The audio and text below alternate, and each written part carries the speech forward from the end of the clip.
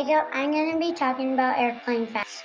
There are four forces that affect a plane: weight, drag, lift, and thrust. 2. Weight and drag both work against a plane's ability to fly. That's where lift and thrust come in.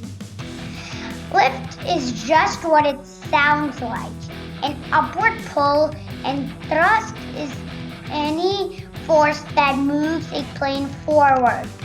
5. In order for a plane to be able to fly, lift has to be greater than or equal to weight.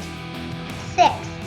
Thrust can be generated by propellers, jets, or rockets. That's the end of the video. Bye!